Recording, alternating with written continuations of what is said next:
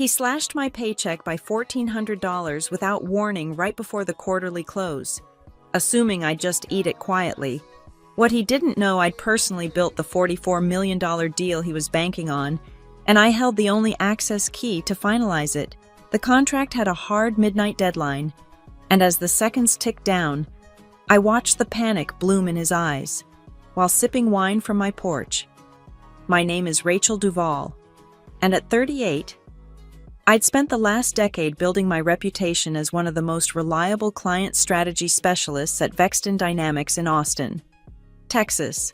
I'd weathered 3 CEOs, 5 restructurings, and countless pivot strategies that usually meant someone upstairs had read a new business book. But nothing prepared me for that Tuesday afternoon meeting in March. The conference room smelled like burnt coffee and anxiety when Zach Tiernan, our 34-year-old new division head, summoned me for what he called a quick sync.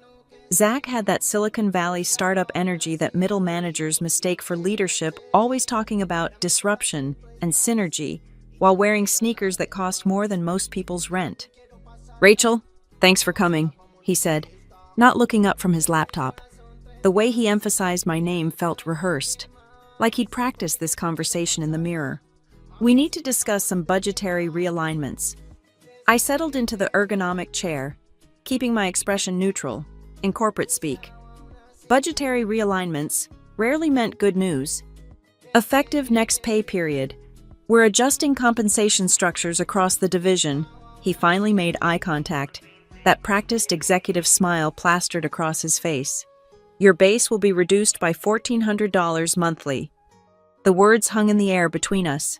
$1,400, not a percentage, not a temporary measure, just a flat cut that would crater my budget, my mortgage payment, my daughter's college fund contributions, the medical bills from my mother's recent surgery. "I see," I managed, my voice steady despite the rage building in my chest. "And the reasoning?"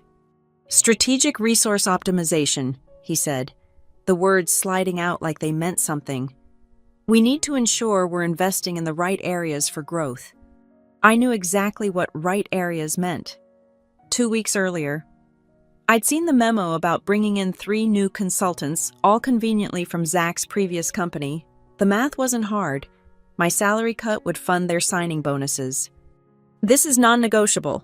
I asked, though I already knew the answer. "The decision's been made at the executive level." He was already turning back to his laptop, dismissing me. "I'm confident someone with your experience will understand the bigger picture." Your experience? The pause before it told me everything. In Zach's world, experience meant old, expensive, replaceable. He saw me as corporate furniture, useful but ultimately disposable. I stood slowly, smoothing my blazer. "Of course, I appreciate the transparency." He nodded, already typing something, probably updating his LinkedIn about tough but necessary leadership decisions. He had no idea what transparency really meant. He didn't know about the late nights I'd spent building relationships with our biggest clients, the countless hours decoding their real needs beneath the corporate jargon, the delicate trust I'd cultivated that kept 8-figure deals flowing into Vexton's coffers. Most importantly, he didn't know about Delta Grid Energy. As I walked back to my office, passing the motivational posters about teamwork and excellence, I felt the familiar weight of being undervalued settle on my shoulders. But this time, something else stirred beneath the frustration. They wanted to play games with my livelihood, fine, but they'd forgotten one crucial detail in their strategic optimization. I wasn't just another line item on their spreadsheet. I was the keeper of keys they didn't even know existed. The Delta Grid Energy contract was my masterpiece, though you'd never find my name on the official documents. $44 million for a comprehensive infrastructure integration system that would revolutionize how they managed power distribution across 7 states. I'd spent 11 months nurturing this deal from a cold email to a transformative partnership. It started with Grace Linwood, Delta Grid's chief technology officer, where others saw a stern executive who dismissed vendors within minutes. I recognized a brilliant engineer frustrated by salespeople who couldn't speak her language. Our first call was scheduled for 30 minutes. We talked for 2 hours about grid redundancy patterns and data security protocols.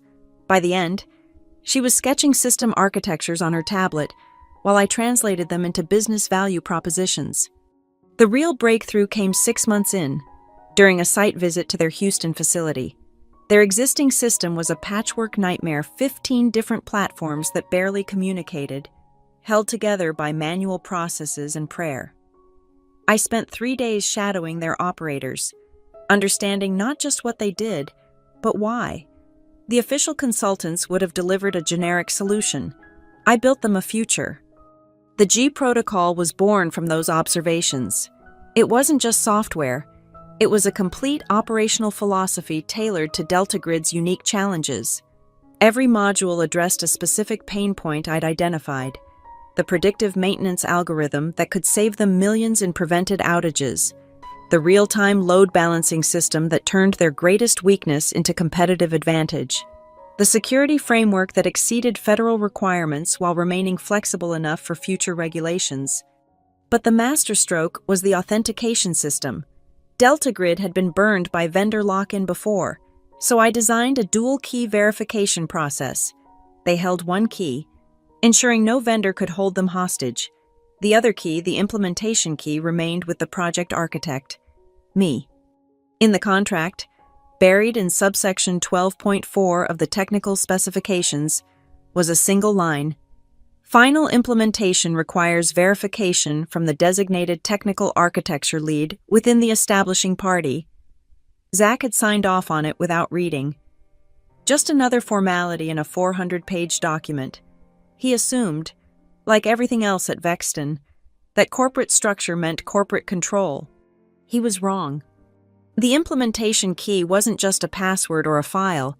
It was an encrypted package containing 3,000 hours of customization. Integration protocols I'd developed specifically for Delta Grid's infrastructure, and API configurations that would take months to reverse engineer. Without it, the software was just expensive code sitting on servers, as useful as a Ferrari without an engine. The deadline was ironclad March 30th at midnight Central Time. Delta Grid's board had tied it to their fiscal year planning, missed the deadline, and they'd lose federal funding worth hundreds of millions. The contract would void, penalties would trigger, and Vexton would face 8 figures in damages. 2 weeks before my pay cut, I'd been in the final testing phase. Everything was perfect, ready to deploy with a simple upload command. Grace had called it the smoothest implementation we've ever seen. The Vexton sales team was already calculating their bonuses. Now, sitting at my desk after Zach's announcement, I pulled up the G protocol files on my personal laptop, the one I'd used for late-night coding sessions, the one a T had never bothered to sync with corporate systems because I was trusted staff. My fingers hovered over the keyboard. $1,400, that's what they thought my value was worth reducing by. Meanwhile, I held the only key to a $44 million door that was about to slam shut. I closed the laptop and locked it in my desk drawer. Then I opened my corporate email and began typing a routine status update. Delta Grid implementation on track, all systems normal. Let them think everything was fine. They'd learn soon enough that when you cut the very threads holding your tapestry together, you shouldn't be surprised when the whole thing unravels. The quarterly stakeholder meeting with Delta Grid was scheduled for Thursday at 2 p.m., held in our top-floor conference room with its panoramic view of downtown Austin. I arrived early, setting up the presentation I'd refined over countless iterations. Grace Linwood was already dialed in on the video screen, her expression unreadable as always. Zach strutted in 5 minutes late, bringing 3 of his new consultants, the ones my salary cut was funding. He didn't introduce them properly, just waved vaguely in their direction as additional resources for optimization. Grace's left eyebrow twitched. A tell I'd learned meant she was unimpressed. Before we dive into the technical review, Zach announced, commandeering the meeting I'd organized, I want to discuss some structural changes that will benefit our partnership going forward. My stomach tightened.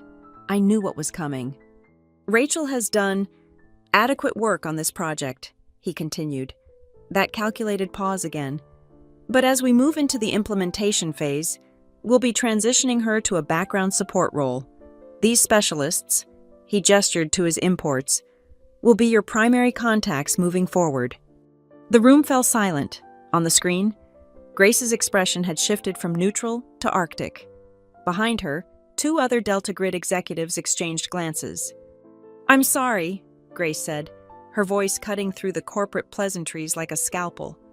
"Are you telling me that the person who designed our entire integration architecture won't be handling implementation?"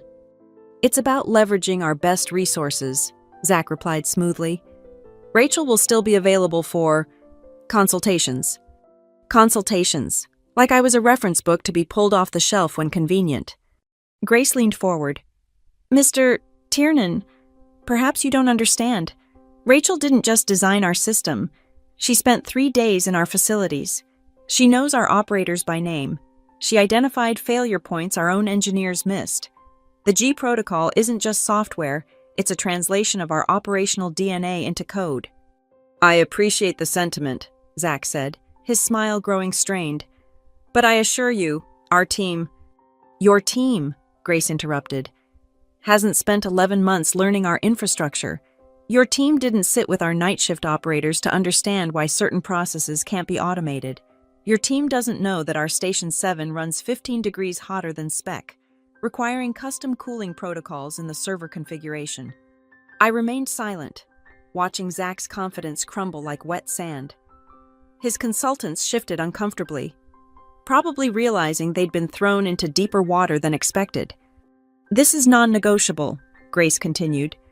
"We signed this contract with the understanding that Rachel Duvall would oversee implementation. If that's changed, then perhaps we need to reconsider our timeline." The threat hung heavy in the air. Zach's face cycled through several shades of red before settling on a blotchy pink. "There's no need for that. Rachel remains integral to the project."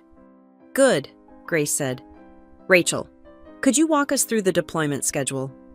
I stood, smoothing my presentation notes, but as I reached for my laptop, something crystallized in my mind. They wanted to push me aside, take credit for my work, and pay me less for the privilege they'd made their choice. Now I'd make mine. "Actually," I said quietly, "I think Mr.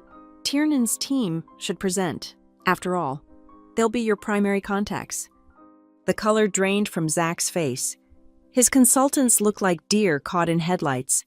They knew nothing about the G protocol, had never seen the technical specifications, couldn't answer even basic questions about the integration timeline. "Rachel," Zach said, a warning in his voice. "I wouldn't want to overstep my new support role," I replied, gathering my things. "I'm sure your specialists have everything well in hand." I walked to the door, my heels clicking against the marble floor in the silence. As I reached for the handle, Grace's voice stopped me. "Rachel." I turned. On the screen, she was looking directly at me, ignoring Zach entirely. "We'll be in touch," she said simply. I nodded once and left, closing the door on Zach's sputtering attempts to salvage the meeting.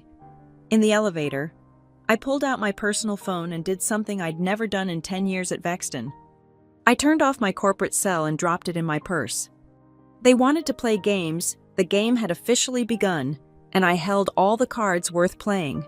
The silence was deliberate, calculated, and absolutely deafening. For 3 days, I ignored every call, email, and text from Vexton. My corporate laptop remained closed on my kitchen counter, its notification light blinking frantically like a distress beacon. I spent those days in my home office, working on something I'd only dreamed about during late nights when corporate bureaucracy felt like a noose around my creativity. Client Core Strategies, my own consultancy, built on a simple premise protecting critical contracts from falling into incompetent hands. On Saturday evening, my personal phone rang. Grace Linwood's name appeared on the screen. "I hope I'm not interrupting your weekend," she said when I answered. "Not at all," I replied, watching the Austin sunset paint the sky in shades of amber and rose. "I'll be direct," Grace said, which I'd learned was her version of friendly. "That meeting was a disaster. Your Mr. Tiernan spent 20 minutes trying to explain our own infrastructure to us, incorrectly. His specialists confused our load balancing requirements with basic traffic management. One of them actually asked if we'd considered putting it all in the cloud. I couldn't suppress a small laugh. Delta Grid managed physical power grids across 7 states. You couldn't exactly upload transformers to AWS. But that's not why I'm calling, Grace continued. After you left, I had our legal team review the contract. Subsection 12.4 is quite interesting. My pulse quickened. She'd found it. The technical architecture lead, she said slowly. That would be you, personally, not Vexton. That's correct. And without your verification, the implementation can't proceed. Also correct. The line went quiet for a moment. When Grace spoke again, there was something new in her voice, respect mixed with calculation. Where are you right now, Rachel? Professionally, I'm establishing an independent consultancy, Client Core Strategies. Interesting timing. Sometimes the universe provides clarity about your next steps, I said carefully. Indeed. Another pause. We have a problem. Our federal funding is tied to that midnight deadline on the 30th. Without implementation, we lose more than just the Vexton contract. We lose infrastructure grants worth $200 million. I understand. Do you... Her voice sharpened. Because from where I sit, it looks like Vexton is about to catastrophically fail to deliver on a contract, which will trigger penalty clauses that could bankrupt them, and will be forced to sue for damages while scrambling to find another vendor, setting us back 18 months minimum. That would be unfortunate. I agreed. Unless, Grace continued, we could work with the technical architecture lead directly, as an independent consultant, someone who already knows our systems, has the implementation keys, and could ensure deployment meets our deadline. I smiled, though she couldn't see it. That would require a separate agreement, independent of Vexton. Our legal team is very creative when motivated. Could Client Core Strategies be operational by Monday? It's operational now. I filed the LLC paperwork months ago. Just in case. I told myself at the time. Now I understood it had been inevitability, not contingency. Excellent. I'll have our contracts team reach out tomorrow with terms. Rachel. She paused. You built something exceptional for us. It would be a shame to let corporate politics destroy it. After we hung up, I opened my laptop, my personal one, and began drafting a formal proposal. Valerie Monroe. My former mentor, who'd left Vexton 2 years earlier under similar circumstances, had already agreed to join Client Core as senior advisor. She'd seen this coming before I had. They never learn, she'd told me over coffee that morning. They think the work happens in boardrooms and PowerPoints. They forget it happens in the trenches, built on relationships they don't even know exist. By Sunday night, I had 3 inquiries from other Vexton clients. Word travels fast in Austin's tech ecosystem. When a senior specialist suddenly goes dark, people notice. When that specialist holds the keys to major implementations, they do more than notice, they reach out. I maintained my silence with Vexton, but I wasn't hiding. I was building. Every ignored email from Zach was another brick in the foundation of something new. Every frantic voicemail from the implementation team was confirmation that they'd finally realized what they'd thrown away for $1,400 a month. The beautiful irony, they still thought they had until the 30th to fix this. They had no idea the clock had already started ticking the moment Zach decided I was expendable. In the corporate world, silence isn't golden, it's strategic, and mine was about to be worth exactly $44 million. By Monday morning, the dominoes had started falling. The first text came from Marcus Webb, a senior engineer at Vexton who'd worked with me on 3 major implementations. Hey R, heard about the Delta Grid situation. Just wanted you to know I put in my notice. Not sticking around for this circus. Then another from Sarah Lou in accounts, Orbitax just called. They're reassessing their vendor relationships. They specifically asked if you were still on their account. By noon, my former colleague Janet had forwarded me a screenshot from Vexton's internal Slack. The implementation channel was in meltdown. Zach's specialists had spent the weekend trying to reverse engineer the G protocol, only to discover that every configuration file referenced custom APIs I'd built, APIs that lived on development servers I'd personally secured. Without my credentials, they were staring at locked doors with no keys. The panic was spreading beyond Delta Grid. I'd been the invisible thread connecting Vexton to its largest energy sector clients, Marbridge Utilities, who'd signed a $20 million contract based on my relationship with their CEO, StateLink Logistics, whose entire smart grid initiative was built on frameworks I'd developed. They all had the same question: where was Rachel? Tuesday brought desperation dressed as damage control.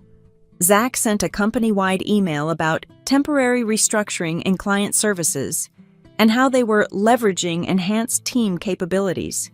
Corporate speak for, "We're screwed but can't admit it." By Wednesday, the real hemorrhaging began. 5 senior engineers submitted resignations. Not just any engineers, the ones who understood that technical competence without client trust was worthless. They'd watched Vexton throw away a decade of relationship capital to save $1,400 a month. I was reviewing client cores and corporation documents at my new office space in South Congress when my phone buzzed, a message from Grace. 3 other vendors have reached out about taking over our contract. None of them understand why we need the G protocol specifically. They're offering generic solutions. Of course they were. They hadn't spent months learning Delta Grid's unique challenges. They didn't know about the legacy systems that couldn't be replaced, only integrated. They hadn't mapped the human workflows that made standardized solutions impossible. Valerie knocked on my door, holding 2 cups of coffee and wearing a smile I recognized from our Vexton days, the one that meant something delicious was happening. "Just got off the phone with Tom Reeves at Axiom Power," she said, settling into the chair across from my desk. "They want to know if Client Core can review their Vexton contracts. Seems they're concerned about vendor stability." "What did you tell them?" "That we'd be happy to ensure their critical implementations remain protected." She sipped her coffee. "By the way, did you see Vexton's stock price today?" I hadn't, but I could guess. When 3 major clients simultaneously reassess their relationships, investors notice. "The beautiful part," Valerie continued, "is that Zach created this entire situation. No one forced him to sideline you. No one made him announce it in front of Delta Grid. He tied the noose, built the gallows, and kicked the stool himself." My laptop chimed with an encrypted message from Grace. "Board meeting tomorrow at 10 a.m. We'll be making final decision on how to proceed with implementation. Vexton has requested emergency session to present alternative solutions. They don't seem to understand the technical requirements are non-negotiable." Alternative solutions. I almost felt sorry for whatever Zach was about to propose. Almost. That evening, I met with Client Core's lawyer to review our service agreements. Every contract included a crucial clause we maintained technical ownership of custom implementations until full deployment. It was protection against exactly what Vexton had tried to pull, taking credit for work they didn't understand and couldn't execute. "This is bulletproof," the lawyer said, sliding the papers across the table. "They can't force you to hand over the implementation keys. They can't reverse engineer your systems without violating IP law. And they certainly can't meet Delta Grid's deadline without you." Thursday morning arrived with Austin's typical March humidity and a voicemail from someone I hadn't expected: Richard Dalton, Vexton's CEO, the man who'd approved my pay cut without a second thought. "Ms. Duvall, I believe there's been some misunderstanding about your role transition. I'd like to personally discuss your future with Vexton. Please call me at your earliest convenience." I deleted it without listening to it twice. My earliest convenience was never. The countdown had begun. 2 days until the deadline. 2 days until $44 million either transformed into reality or evaporated into lawsuits and penalties. 2 days until Zach learned that some cuts bleed more than others. And I still hadn't responded to a single message from Vexton. The call came at 4 p.m. on March 29th. Zach's name on my personal phone screen. He'd finally gotten the number from someone. I let it ring through to voicemail, then played it on speaker for Valerie. "Rachel, it's Zach. We need to talk urgently about Delta Grid. There's been some miscommunication about the implementation timeline. Please call me back immediately." Miscommunication. That's what he was calling it. At 6 p.m., my phone rang again. This time, the caller ID showed Vexton's main conference line. I knew what that meant: emergency board meeting. They'd finally understood the magnitude of their problem. I answered on the fifth ring. "This is Rachel." "Rachel, thank God." It was Richard Dalton, CEO, and he sounded like he'd aged 10 years in the past week. "You're on speaker with the board. We need to discuss the Delta Grid implementation." "I'm listening," I said, putting him on speaker so Valerie could hear. "We've reviewed the situation," Richard continued carefully. Someone had clearly briefed him on the legal ramifications. "We understand there may have been some organizational changes that didn't fully account for your role in this project." "Organizational changes." I kept my voice neutral. "You mean when Zach cut my salary by $1,400 a month and announced I'd be relegated to a support role?" Silence on their end. Someone cleared their throat. "That was a mistake," Richard said finally. "We're prepared to reverse that decision, effective immediately." "I see," I paused, letting them sweat. "Unfortunately, I've already transitioned to running client core strategies. I'm no longer a Vexton employee." The silence stretched longer this time. I could imagine them all staring at each other around the polished conference table, calculating lawsuits and losses. "What would it take," Richard asked slowly, "for you to assist with the implementation?" At 7:30 p.m., an email arrived with Vexton's formal offer. They wanted to hire Client Core as an emergency consultant. The terms were insulting, basically my old salary prorated for a week's work. I drafted my counter-proposal with Valerie's input: triple the rate, recognition as technical implementation director for the project, and complete autonomy over the deployment process. No interference from Zach or his specialists. "You're being generous," Valerie noted. "You could ask for more." "I could," I agreed. "But this isn't about maximizing profit. It's about establishing Client Core's reputation. We deliver critical implementations when others fail. That's worth more than squeezing every penny from a desperate client." At 8:45 p.m., Zach called personally. His voice had lost all its Silicon Valley swagger. "Rachel, please. The board is breathing down my neck. Delta Grid is threatening to pull every contract we have with them if this fails. Just tell me what you want." "I already did," I replied. "The terms are in the proposal. They're non-negotiable." "Triple rate is excessive." "Zach," I interrupted, "in 3 hours and 15 minutes, your $44 million contract becomes a $44 million lawsuit, plus penalties, plus the loss of every energy sector client who hears about this debacle. My rate is a bargain compared to that." He was quiet for a moment. "This is about the pay cut, isn't it? You're punishing me." "No," I said simply. "This is about business. You made a business decision to cut my salary and sideline me. I made a business decision to start my own firm. Now you need my services, and this is what they cost. The board will need to approve." "They have 1 hour," I said, checking my watch. "After that, I'll be unavailable. I have a client meeting with Delta Grid to prepare for." At 9:57 p.m., the signed contract arrived. Every term accepted. Client Core Strategies was officially hired to save Vexton's largest deal. But there was one detail I hadn't mentioned to Zach. Earlier that day, Grace had sent Client Core a separate agreement. If Vexton failed to deploy by midnight, Delta Grid would contract directly with us for the implementation. The terms were even better than what Vexton had just agreed to. Either way, Client Core would handle the deployment. The only question was whether Vexton would be part of it, or watching from the sidelines as their $44 million deal transferred to a company run by the employee they'd tried to discard. I signed Vexton's contract at 10 p.m. and forwarded it to legal. Then I opened my laptop and began preparing for the most important 2 hours of my career. The clock on my screen showed 10:05 p.m. 1 hour and 55 minutes to midnight. At 10:45 p.m., I entered the Zoom meeting room. Grace was already there, along with 3 Delta Grid board members and their legal counsel. On a separate screen, I could see Vexton's war room Richard, Zach, and what looked like their entire technical leadership team crowded around a conference table. Rachel, Grace acknowledged me with a nod. We're ready when you are.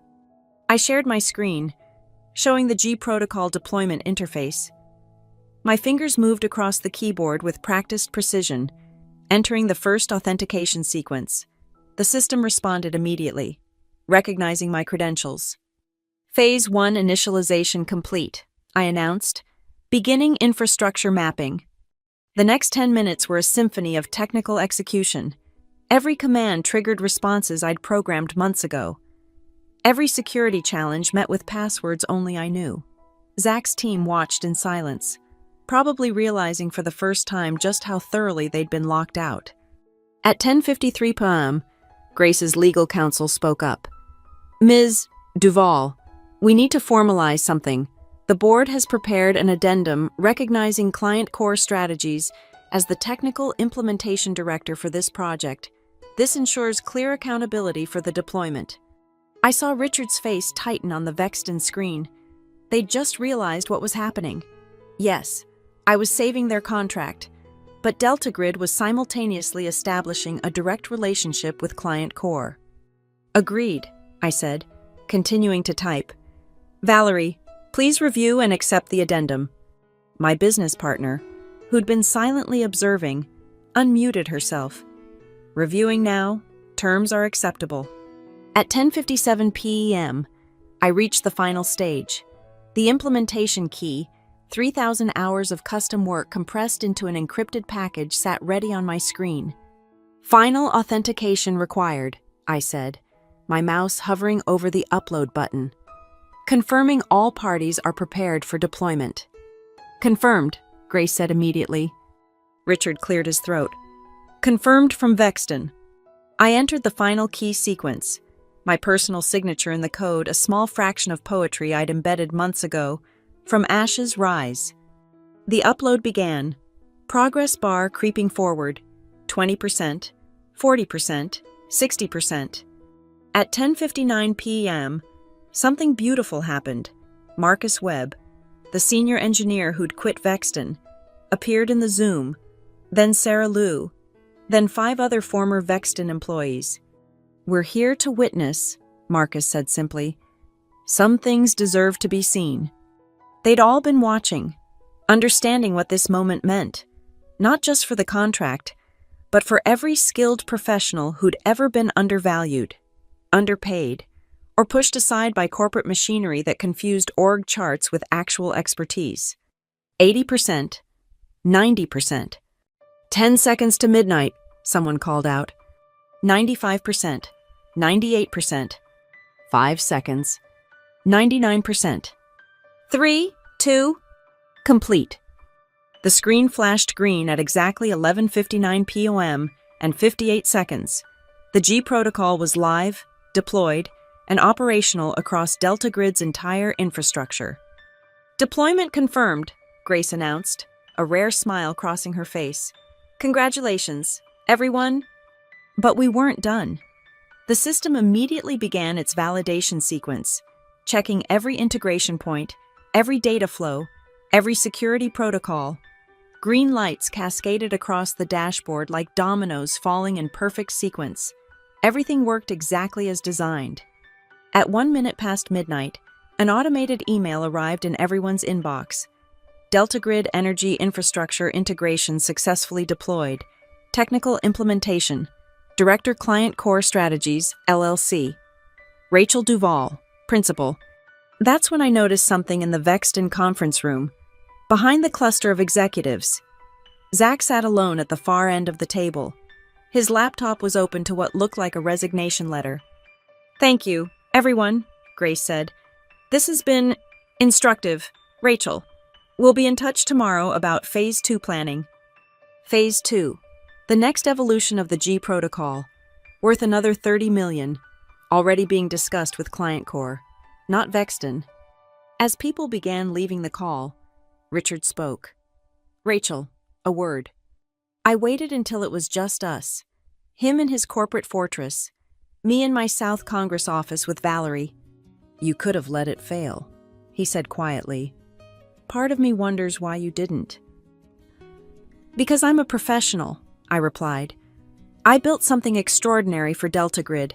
It deserved to exist, regardless of Vexton's internal politics. But Richard, next time you let someone convince you to save $1,400 by discarding a key employee, remember this moment. Remember what it actually cost you. I ended the call before he could respond. The implementation was complete, the contract was saved, and everyone involved now knew exactly who had held the keys all along. The aftermath unfolded with the precision of a Swiss watch. Zach's resignation hit HR's desk at 8 a.m. the next morning. No drama, no public scene, just a quiet surrender from someone who'd finally understood the difference between positional power and actual influence. The board, desperate to stop the bleeding, didn't even try to convince him to stay. Within 72 hours, Client Core Strategies had signed direct contracts with 3 former Vexton clients, Marbridge Utilities, Orbitax, and StateLink Logistics. All decided they'd rather work with the person who actually understood their needs than the company that had tried to sideline her. The combined value of those contracts, just over $12 million annually. The real vindication came 2 weeks later. Grace Linwood called with news that Delta Grid's board had approved Phase 2 of the G protocol exclusively with Client Core. "We've learned the value of working with true expertise," she said, regardless of whose logo is on the business card. Vexton survived. Of course, companies that size always do. They hired new specialists, scrambled to retain their remaining clients, and eventually stabilized. But they never fully recovered their energy sector dominance. Word travels fast in specialized industries. When you bungle a $44 million contract to save $1,400 a month, people remember. Richard Dalton sent me a handwritten note 3 months later. Just 2 lines. "You were right. The cost was higher than we calculated." I kept it as a reminder not of victory, but of value, real value, not the kind measured in org charts and salary bands. Client Core grew steadily. We didn't aim to be the biggest consultancy in Austin, just the one you called when failure wasn't an option. Our tagline, "We hold the keys." Everyone in the industry knew exactly what that meant. Valerie and I established a simple hiring principle. We only brought on people who'd been undervalued elsewhere. The overlooked experts, the quiet competents, the ones who did the actual work while others took the credit. Turns out, there were a lot of us. A year later, I was standing in our new office, a converted warehouse in East Austin, with exposed beams and natural light flooding through Skylane windows. We'd just closed our largest contract yet, implementing critical infrastructure for a renewable energy consortium across 12 states. The technical lead on the project, Marcus Webb, who'd witnessed that midnight deployment and decided he wanted to be part of something better. My phone buzzed with a LinkedIn notification. Zach Tiernan had updated his profile. Seeking new opportunities in strategic leadership. I felt no satisfaction seeing it. He'd learned his lesson, presumably, or maybe he hadn't. Either way, it wasn't my concern anymore. What mattered was the text from my daughter that arrived moments later. "Mom, saw the Austin Business Journal article about Client Core winning the Innovation Award. So proud of you." Attached was a photo of the magazine cover featuring our team. The headline read, "The company that holds the keys, how Client Core Strategies redefined technical consulting." I walked to my office window, looking out at the Austin skyline. Somewhere in that maze of glass and steel, Vexton executives were probably in another meeting about strategic resource optimization. Maybe they'd learned to value their people properly. Maybe they hadn't. But I knew one thing for certain across the city. There were other Rachel Duvalls, other experts whose value was measured in dollars saved rather than disasters prevented.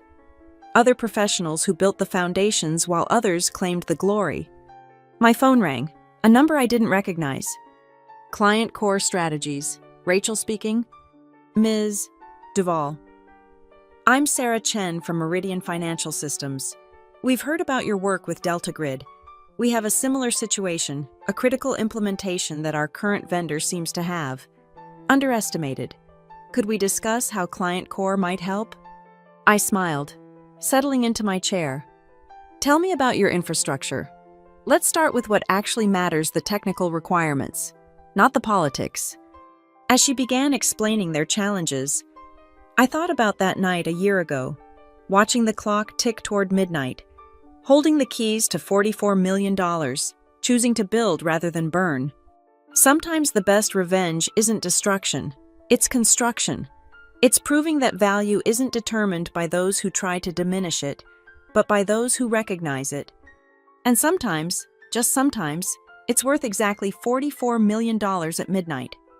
Thank you for listening to my story. I'd love to know where you're listening from. Drop a comment below and let's connect. If this resonated with you, please subscribe to the channel and share your own thoughts about workplace value and standing up for your worth. Have you ever been in a situation where your true value was overlooked? I'd love to hear about it in the comments.